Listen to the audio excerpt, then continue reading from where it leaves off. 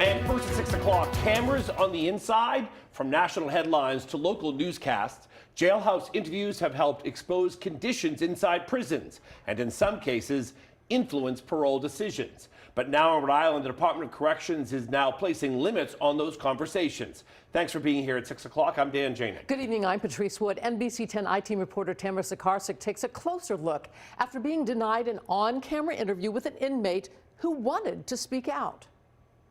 Yeah, this inmate has worked to turn his life around after a murder conviction in his early 20s. His rehabilitation sparked the filing of a new bill at the State House that would allow judges to reconsider inmate sentences. He was willing to talk to me on camera, but the Department of Corrections told me that's no longer allowed. I wanted to learn whether that's violating inmates' rights. You're asking for a new trial. 2013. Yes. NBC 10 I-Team cameras were rolling inside of the ACI, where convicted murderer Freddie Bishop claimed new evidence would clear him. The jury had and the judge had the evidence that we're talking about here tonight. There wouldn't have been a conviction. For decades, on-camera jailhouse interviews have exposed injustices, told untold stories, and even helped overturn convictions or solve cold cases. Now, without warning, Rhode Island is banning journalists from using recording devices to interview inmates in prison. The I-Team made the discovery when attempting to interview an inmate a few months ago. Hi, this is Tamara Sakarsik from NBC 10. A RIDOC spokesperson told us over the phone that procedures have changed, but that change isn't documented anywhere. When questioned again via email, RIDOC said, quote, on-camera interviews with reporters creates a number of security concerns, but they couldn't tell us what those security concerns are. You're talking about going into a visiting room. I don't know how many thousands of people go through the visiting room every year. But to suggest that meeting somebody in the visiting room would create some sort of security concern is something that I would find very concerning because there's so many people in there that see that room anyway.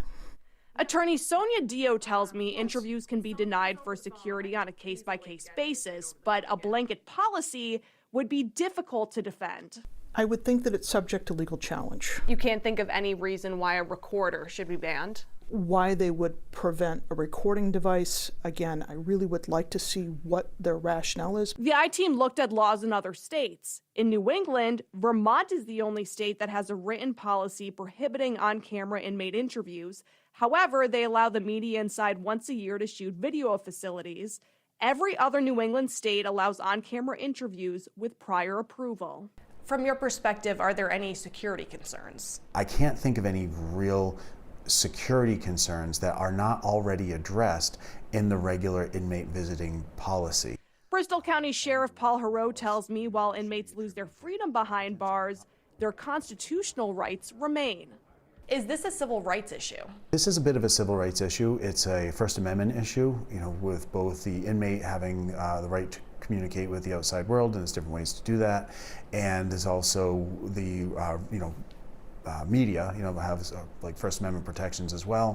RIDOC Director Wayne Salisbury declined our interview request. Is Rhode Island too strict in terms of what it allows with media access at the ACI? The thing we get most concerned about with those sorts of restrictions is the ability of the inmate to advocate for themselves. We want prisoners to be able to contact the media because frequently you people are the group that will tell the public about abuses that are going on inside the prison.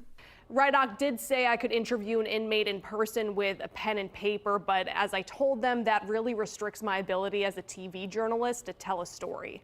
The ACLU is aware of the issue. For the NBC 10 I-Team, I'm Tamara Sakarsik.